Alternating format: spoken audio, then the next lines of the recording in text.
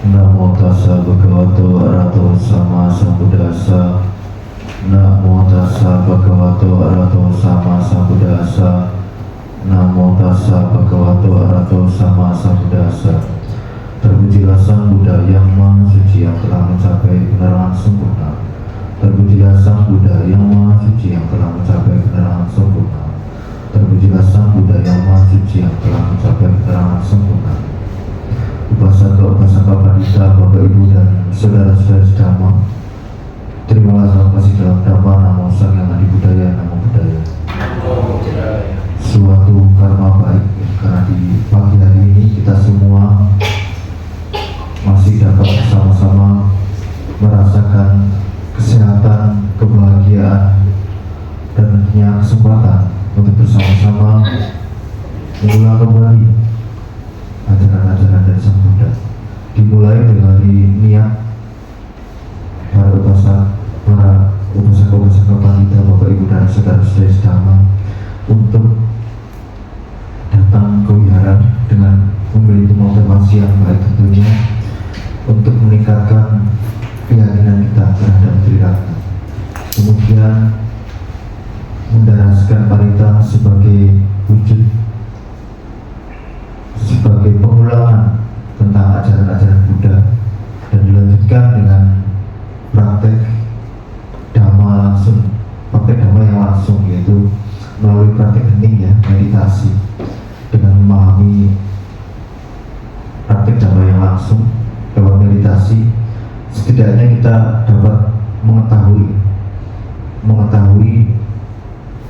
paling tidak paham satu hal, bahwa semuanya itu memiliki sifat berubah ya. Segala sesuatu berubah. Kemudian dilanjutkan dengan bersama-sama berdiskusi tentang Dhamma, ajaran dari Sang Buddha. Sedikit saya ingin memberikan materi kemarin ya, tentang inti dari materi kemarin, yaitu mengenai alasan mengapa memilih agama ya. Dalam konteks ini, mengapa memilih agama Buddha? Paling tidak dalam memilih agama ada dua alasan. Yang pertama faktor dari luar ya, yang meliputi pertama tentunya karena faktor keluarga ya, atau keturunannya. Ketika seseorang ya memiliki orang tua atau kakek atau nenek itu beragama Buddha, tentunya menyarankan anak serta cucunya itu untuk tetap ya memeluk agama Buddha. Kemudian faktor dari luar yang kedua yaitu pendidikan. Ini erat kaitannya dengan ketika seseorang ya, ingin mendalami pendidikan, mendalami agama, tentunya mencari tempat belajar. Salah satunya dunia pendidikan ya. Pendidikan contohnya ketika seseorang ya, memilih untuk belajar pendidikan agama Buddha, maka memilih sekolah yang lingkungan atau sekolah yang memiliki ciri khas dan mengajarkan bercorak agama Buddha. Kemudian yang ketiga, faktor dari luar yang ketiga yaitu pasangan ya. Ini cukup ini ya di Indonesia ya. Ini khususnya bagi berumah tangga ya. Ketika dalam memilih untuk berumah tangga ya, dalam memilih pasangan pasti harus satu ya. Entah agama manapun ya, pasti keyakinannya itu harus satu. Entah bagaimana caranya ya, entah bagaimanapun caranya penyampaiannya, itu harus memiliki satu ya, satu keyakinan. Kalau di dalam sebuah ikatan ya rumah tangga, ketika memiliki dua ini ya, dua keyakinan pasti ya tetap berjalan, tapi pasti ada itunya, ada kurang dan lebihnya. Dan semua agama menyarankan kepada rumah tangga dalam memilih pasangan itu pasti harus satu keyakinan. Entah bagaimana penyampaiannya, pasti harus satu keyakinan. Dan ini menjadi faktor dari luar alasan mengapa orang memilih agamanya, yaitu faktor yang pertama keluarga, kedua pendidikan, yang ketiga ini pasangan. Nah, faktor dari luar ini masih rentan ya. Nah, masih rentan akan masih rentan memiliki faktor dari luar. Dan yang penting yaitu faktor dari dalam. Faktor dari dalam ini gambarannya seperti apa? Yaitu melalui pengalaman langsung pengalaman empiris pengalaman langsung contohnya ketika seseorang menjalankan yang paling sederhana yaitu 5 latihan khususnya bagi berumah tangga, yaitu 5 latihan moralitas ketika seseorang mempraktekkan menghindari pembunuhan, menghindari pencurian, menghindari perilaku seksual yang salah, menghindari kata-kata kasar, dan menghindari segala sesuatu yang memabukkan, ini mendapatkan manfaat langsung di dalam kehidupan sehari-hari, mendapatkan manfaat langsung. Maka itu menjadi salah satu alasan yang paling kuat di dalam ini di dalam seseorang ini memilih agama. Kemudian itu Nah, setelah mengetahui bahwa pengalaman dari dalam diri pengalaman langsung dari dalam diri mengenai memilih agama, dan tentunya dalam memilih agama pasti ada tujuan Nah, pada kesempatan pagi hari ini saya akan berbagi tentang tujuan terakhir dari tujuan terakhir umat Buddha. Nah, pada kesempatan yang penuh berkah ini, marilah kita merenungkan satu pertanyaan paling mendasar dalam kehidupan spiritual sebagai umat Buddha tentunya, dan tentang tujuan terakhir dari umat Buddha banyak dijelaskan Tujuan terakhir dari umat Buddha yaitu mencapai nibbana mencapai nibbana. Tetapi sebelum ke situ ada beberapa hal yang paling tidak ini menjadi faktor pendukung Nah, sebelum membahas tentang itu, kita bersama-sama belajar mengenai esensi atau arti dari nibbana Nibbana sebagai tujuan tertinggi Di dalam khotbah pertama Sang Buddha tentang Dhammacakkappavattana Sutta, dan Sang Buddha menjelaskan 4 ini empat kebenaran mulia Jadi sebagai salah satu faktor untuk mencapai tujuan akhir yaitu nibbana, yaitu dengan memahami yang pertama. Sebelum memahami ini 4 kebenaran mulia, yaitu memahami dua hal ekstrim Yang pertama yaitu ekstrim pertama yaitu memanjakan diri sehingga lalai tentang tujuan akhir Yang kedua yaitu praktek yang ekstrim sehingga menghambat kita untuk mencapai tujuan akhir yaitu nibbana. Setelah memahami ini, kemudian kita memahami 4 kebenaran mulia Yang pertama yaitu kebenaran mulia tentang duka duka meliputi kelahiran kematian, ratap tangis, ditinggalkan oleh orang-orang yang kita sayangi, bertemu dengan yang dibenci, dan tidak mendapatkan apa yang kita inginkan. Itu adalah sebuah esensi atau arti dari duka. Kemudian yang kedua yaitu tentang sebab dari duka Dengan memahami ini sebab dari duka yaitu sebenarnya sederhana sebab dari duka itu adalah keinginan kita nafsu, keinginan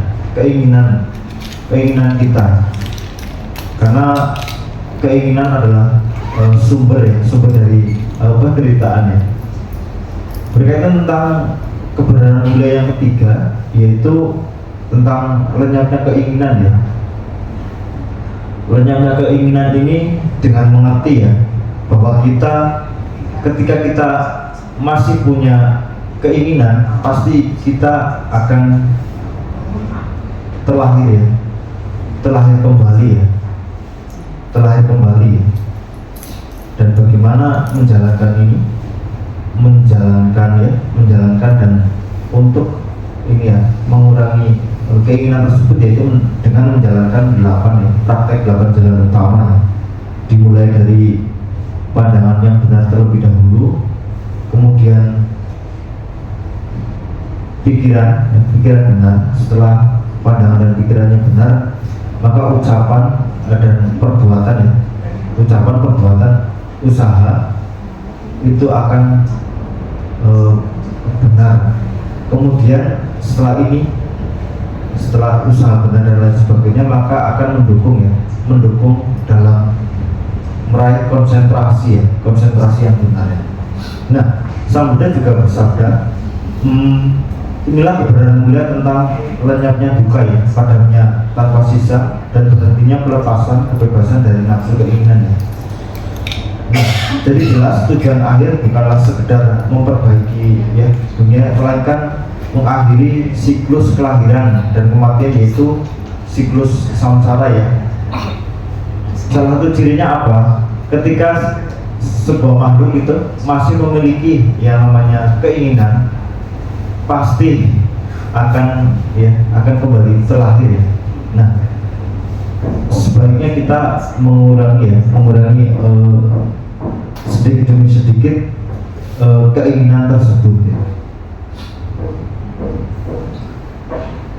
Nah, ada penjelasan lain ya mengenai arti dari ini ya, arti dari nibbana ya.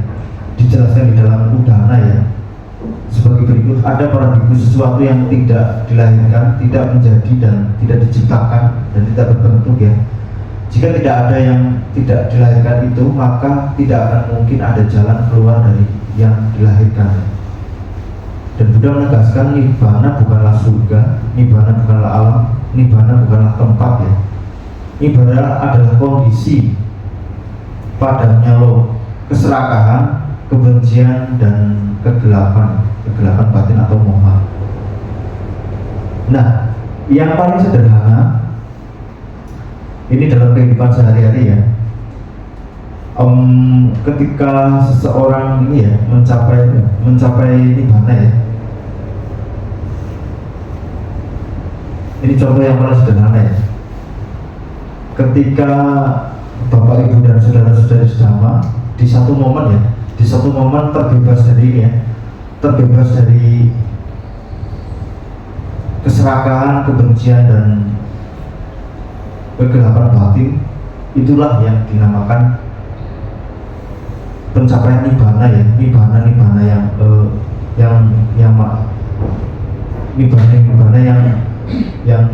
yang paling sederhana ya.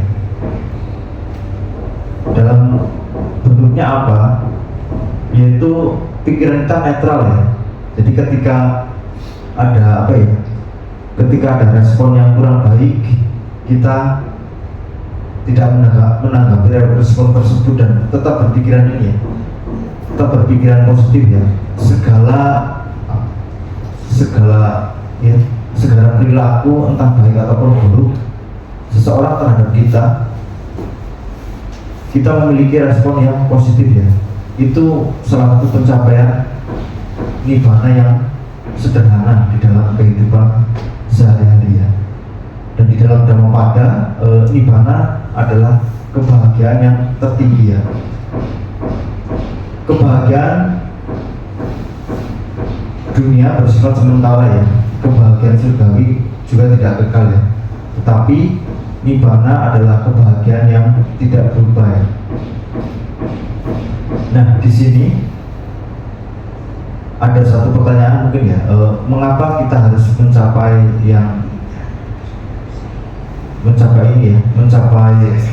nibbana?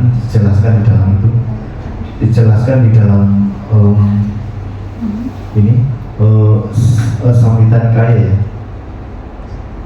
menjelaskan bahwa awal dari kelahiran yaitu kembali tidak awal dari kelahiran karena ini ya, karena adanya ini ya, keinginan ya. Dan berapa kali kelahiran kita tidak tahu ya. Kita sudah beberapa kali kelahiran dan berapa kali berapa kali kita mati mungkin tidak apa ya, tidak terhitung ya. Jadi hal yang paling baik ya, hal yang paling baik yaitu kita memperbaiki kondisi sekarang ini, kondisi saat ini dengan melakukan hal-hal baik yang tentunya bermanfaat bagi diri kita dan orang lain. Nah, ada beberapa tahap-tahap ya tentang sebelum kita mencapai ini ya, mencapai tujuan akhir yaitu nibbana. Bagaimana cara mencapainya? Yaitu tiga tujuan ya, tiga tujuan ini ya. Yang pertama yaitu paling tidak ya, sebelum kita mencapai nibbana kita dapat terlahir di alam bahagia. Dengan apa? Dengan menjalankan ini, menjalankan 8 jalan utama ya, yaitu memiliki pandangan yang benar ya, memiliki pandangan yang benar dan pikiran yang benar. Ini dilatih ya, dilatih dengan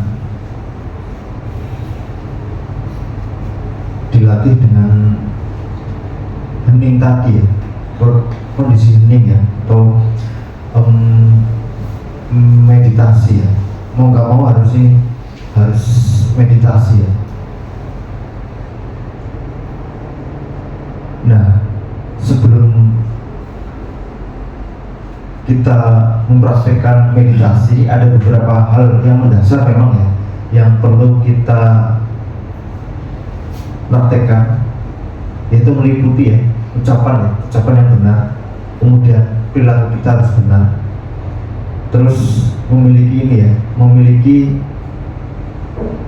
mata pencaharian yang benar, kemudian memiliki usaha yang benar dan perhatian yang benar ya. Dengan menjalankan 8 jalan utama ini yang berkaitan tentang perilaku, paling tidak kita ya, khususnya bagi rumah tangga, menjalankan ini tidak jauh hal yang paling mendasar, yaitu mempraktekkan 5 ini yang paling mendasar. 5 latihan moralitas itu ya, yang menjadi kunci utama, yaitu menghindari pembunuhan ya, menghindari pembunuhan. Kita tahu bahwa bahaya dari pembunuhan makhluk hidup yaitu kita akan terlahir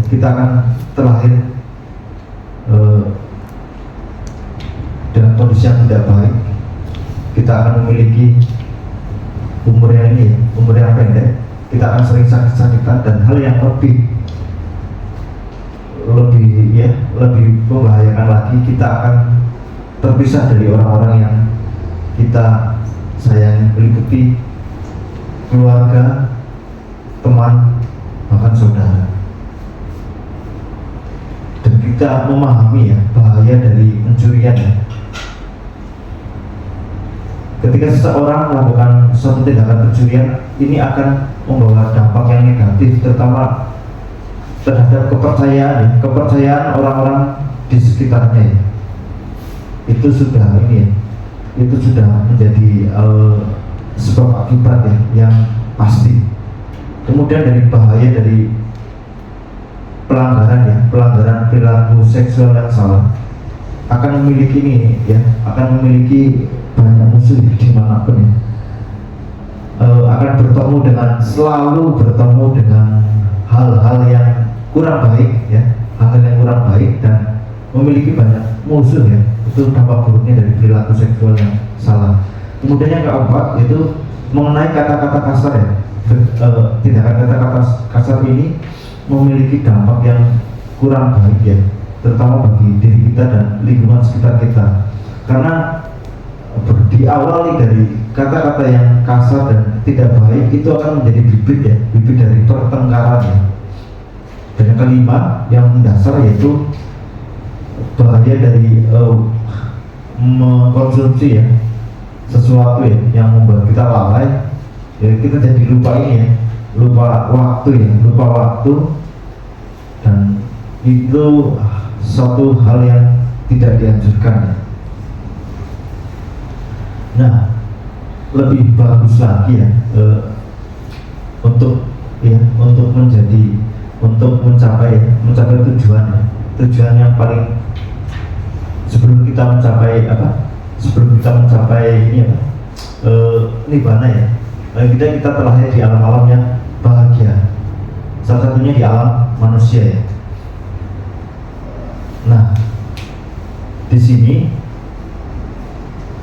selain mempraktekkan ini 5 latihan moralitas dan di hari-hari posata boleh diwajibkan ya, boleh untuk mempraktekkan ini ya 8 latihan moralitas ya di tanggal 1 penanggal lunar tanggal 1, 8, 15 dan 23. Nah, kenapa di tanggal-tanggal ini? Terutama mengapa harus mempraktekkan ini ya 8 latihan moralitas ya, selain 5 ditambah 3 ya. Yang pertama, yang ke-6 yaitu menghindari makan di waktu yang salah. Yang 7 yaitu menghindari minuman, menghindari ini tarian, alat kosmetik dan ini penggunaan kosmetik, wangi-wangian, perhiasan. Yang ke-8 yaitu menghindari tempat tidur yang tinggi dan mewah, dengan tujuan untuk ya agar kita tahu waktu pada saatnya bangun ya harus bangun. Itu sebagai fondasi ya, agar kita dapat paling tidak ya sebelum terlahir di alam mencapai nibbana, kita terlahir di alam yang bahagia. Nah, manfaatnya dari perilaku ya, dari praktek perilaku ya, moralitas itu mengkondisikan kita agar ini ya di dalam kehidupan ini memiliki jalan yang mudah ya, jalan yang mudah. Kemudian kita tidak ragu ya untuk berbuat baik dan pergi kemanapun dan berkumpul dengan orang-orang yang bijaksana ya. Selain itu juga membawa ketenangan kita, terutama ketenangan dalam ini ya, tidur ya. Selain moralitas yang baik juga didukung dengan ini ya, praktek meditasi ya. Ini sebagai pendukung, paling tidak kita bisa tidur ya, bisa tidur dengan nyenyak ya, bisa tidur dengan nyenyak. Mengapa? Kalau kita bisa tidur dengan nyenyak dan bahagia, itu sebagai pendukung ya, pendukung dan memkondisikan kita pada suatu saat nanti dalam menghadapi ini ya, dalam menghadapi hal yang ini ya, hal yang pasti ya, dan ini selalu mengikuti kita ya, yaitu kematian ya. Ini sebagai ini ya, sebagai fondasi. Selain moralitas yang baik juga praktek meditasi. Bagaimana ya meditasi yang sederhana ya. Jadi memang harus ini ya, harus minimal yang awal paling ya dari berapa menit ya, dari 10 sampai 5 menit ya. Dan ini sudah berjalan berapa ini, hampir setahun kayaknya, tidak terasa ya, sudah hampir 30, kurang lebih 30 menit ya. Ini satu apa ya? Satu kebiasaan yang cukup baik ya.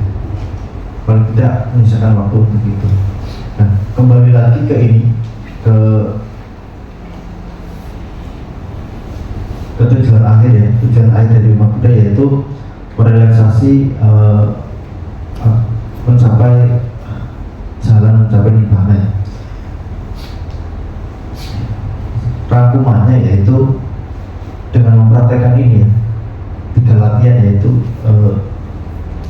moralitas, kemudian samadhi atau meditasi, hening, dan yang terakhir yaitu kebijaksanaan ya. Karena ini saling berkaitan ya, tanpa moralitas batin tidak tenang ya, dan tanpa ketenangan kebijaksanaan juga tidak muncul ya. Tanpa kebijaksanaan nibbana tidak dapat direalisasi ya. Nah, ini menjadi hal yang paling mendasar untuk kita pahami bersama ya.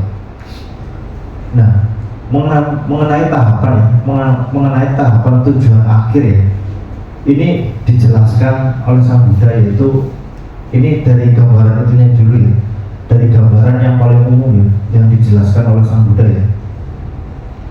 Sang Buddha menjelaskan ada 4 tingkat ini ya, tingkat kesucian ya, dari praktek vipassana ya. Yang pertama yaitu mungkin sudah banyak familiar ya, tahapan yang pertama yaitu sebagai pemasuk arus, yaitu sutapana ya. Itu dibagi 2 ya, sutapana jalan dan sutapana buah. Kemudian yang kedua yaitu sakadagami ya, atau kembali terakhir sekali, yaitu juga ada 2 ya, sakadagami jalan ya, jalan dan buah. Kemudian yang ketiga yaitu tingkat kesucian anagami ya, yaitu tidak kembali lagi, tidak terlahir lagi. Nah, terakhir yaitu yang keempat itu arahat ya. Nah, ini sebenarnya penjelasan di dalam ini ya, Sangga Sapi ya. Kalau Bapak Ibu ini ya, kalau Bapak Ibu ini ingat ya, 8 itu ya, 4 makhluk ya, 8 individu ya, 4 makhluk yaitu Sotapanna, Sakadagami, Anagami, dan Arahat ya. 8 individu yaitu mengenai tahapan ya, yaitu Sotapanna jalan dan Sotapanna buah. Sakadagami ya, jalan ya, yang dipraktekkan, dan buahnya Sakadagami. Kemudian Anagami tentang cara mencapai Anagami dan buahnya. Terakhir yaitu Arahata jalan dan Arahata buah. Berkaitan tentang ini, Arahata jalan dan Arahata buah itu ada satu buku yang sangat saya sarankan, yaitu dengan metode ini ya, metode pengulangan ini ya, Buddha ya. Ini ada bukunya ada ya, Biku Mahabuah siapa gitu. Judulnya bukunya itu Arahata Magga dan Arahata Pala ya. Ini salah satu referensi yang bagus ya, untuk panduan, paling tidak menjadi panduan kita untuk mencapai ini, panduan awal untuk mencapai tujuan akhir ya.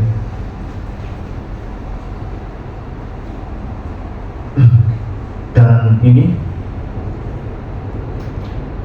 dijelaskan ya sebagai tingkatan awal ya, yaitu mencapai Sutapana ya. Ini memang perlu tahapan ini ya, perlu bertahap ya, tidak mudah juga untuk mencapai tingkat ini ya, Sutapana yang pertama ya, karena memang membutuhkan ketekunan terutama dalam melatih meditasi tentunya meditasi vipassana ya, Mahasatipatthana ya, itu tujuannya untuk kesini tujuannya untuk mencapai ini, mencapai nibbana ya. Dan ciri-cirinya ketika seseorang sudah mencapai setapana, yang pertama yaitu pandangan salah tentang diri ini sudah disadari, kemudian tidak ragu ya, tidak ragu dengan dhamma ya. Dan yang ketiga yaitu tidak jadi segala sesuatu yang ini ya, segala sesuatu yang bersifatnya ini ritual itu tidak tidak menjadi tujuan utama ya. Dan tujuan utamanya yaitu sudah mencapai ini ya, sudah ke arah yang ini ya, spiritual, yang bukan di tahap ritual lagi. Itu sebagai ciri-cirinya ya. Nah, cara sederhana menjadi ciri kita untuk mencapai pencapaian kecil yaitu di saat badan dan batin kita seimbang ya, terbebas dari kebencian, keserakahan, dan kebebasan batin. Ini menjadi salah satu ciri kita telah mencapai nibbana kecil atau nibbana yang sederhana. Nah, bagaimana kondisinya? Yaitu di saat ini, sebagai ini saya ulang lagi ciri-cirinya, ketika kita mendapatkan perlakuan baik, entah baik maupun buruk ya, itu tanggapan kita tetap ini ya, tetap positif ya. Ini sebagai sebagai salah satu ciri ya, kita telah mencapai ya, nibbana akhir ya. Jadi kita tidak ini ya, tidak menciptakan karma menciptakan karma yang baru ya. Ketika respon negatif atau respon negatif kita bereaksi ya, kita akan menciptakan menciptakan karma baru ya. Begitu juga respon yang positif itu juga menciptakan ini ya, menciptakan karma yang baru ya. Itu sih. Nah, dan kita memahami bahwa ada beberapa proses dalam terjadinya karma ya, yaitu dimulai dari ini ya, dari kontak ya. Awalnya dari kontak, setelah kontak pasti ada perasaan ya, setelah perasaan pasti ada keinginan, dan setelah keinginan pasti ada keinginan untuk menjadi ya. Setelah keinginan untuk menjadi akan ini ya, akan terlahir kembali ya. Dan bagaimana cara ini ya, cara menghentikan siklus ini, yaitu hanya sampai di tahap kedua ya. Di tahap kedua yaitu setelah kontak ada perasaan ya. Cukup ini ya, cukup tahu ada perasaan ya. Perasaan entah bahagia maupun tidak bahagia. Dengan merespon hal tersebut, hanya tahu, sekedar tahu, kita akan tidak ini ya, tidak masuk yang ke tahap selanjutnya ya. Kan diawali dari apa? Dari kontak ya, kontak perasaan, keinginan, kontak perasaan, keinginan untuk menjadi, dan terjadilah kelahiran.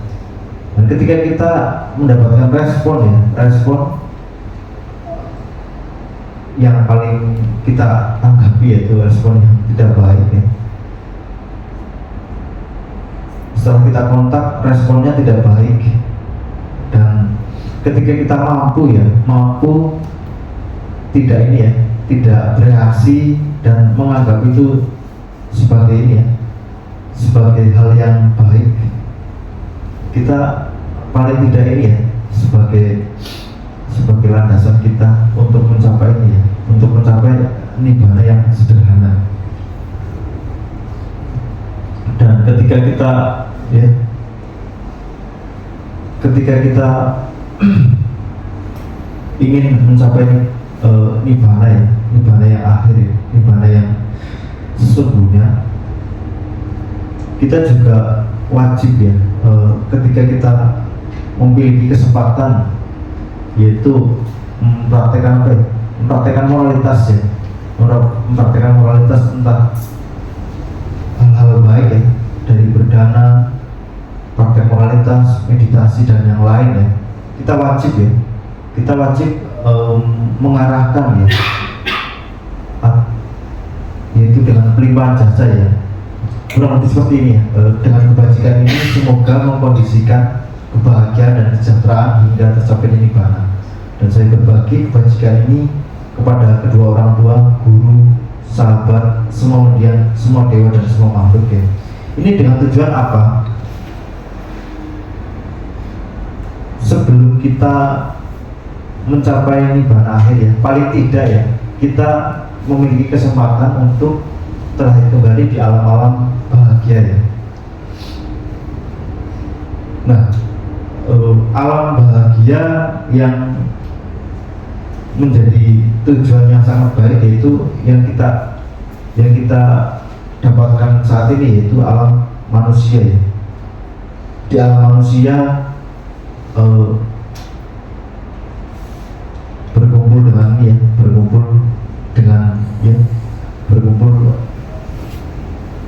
dapat berkumpul di wihara, kemudian membahas dhamma, kemudian pada saat ya Buddha Sasana ini masih ada, itu merupakan salah satu karma baik ya, karma baik yang kita dapatkan dari praktek-praktek kebajikan yang kita lakukan baik di saat ini maupun masa lalu. Selain itu, manfaat dari kita melakukan hal-hal baik melalui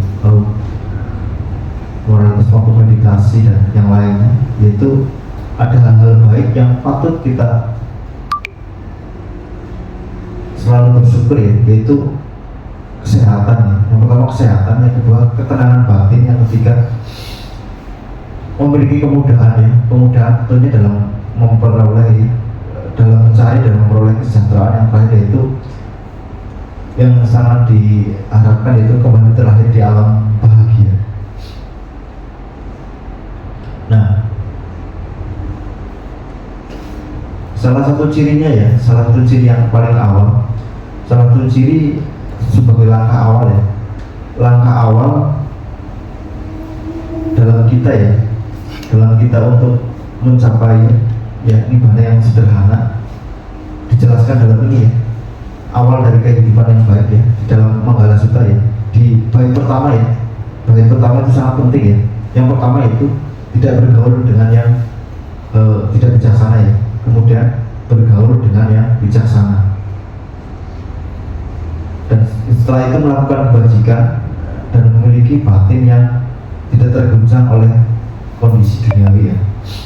Ini menjadi dasar untuk mencapai hal-hal tersebut.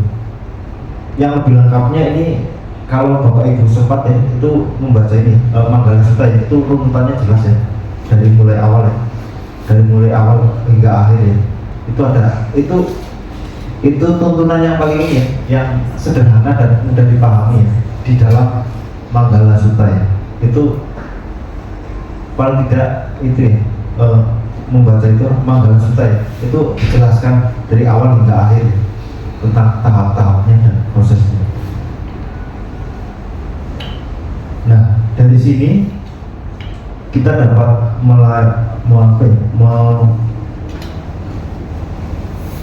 merefleksi diri kita ya, bahwa jika tujuan hidup kita hanya materi, maka setelah mati semuanya akan selesai ya.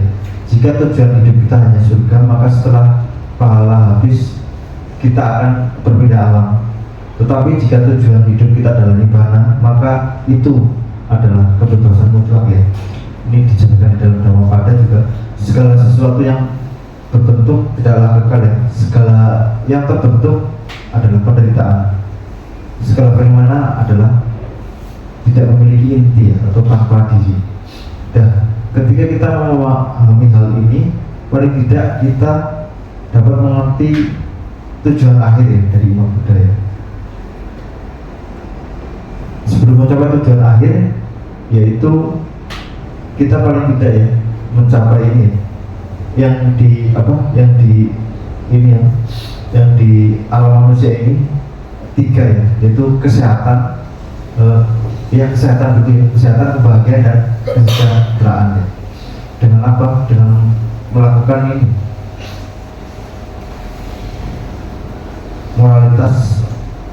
moralitas meditasi dan hal-hal baik yang lainnya yang disandarkan oleh Buddha. Kemungkinan ini ya yang dapat saya sampaikan ya.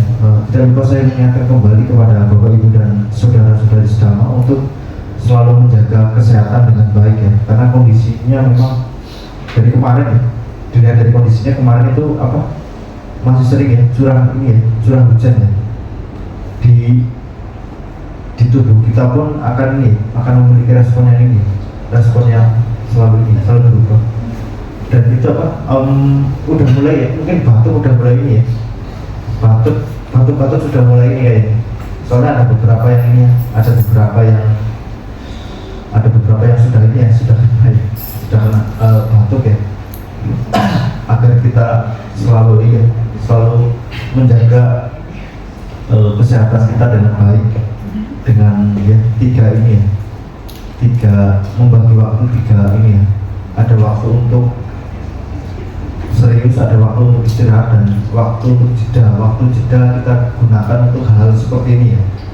Paling tidak di dalam 24 jam ya bisa hening 5 menit aja, 5 menit atau 10 menit itu sudah ini ya, sudah hal yang baik ya.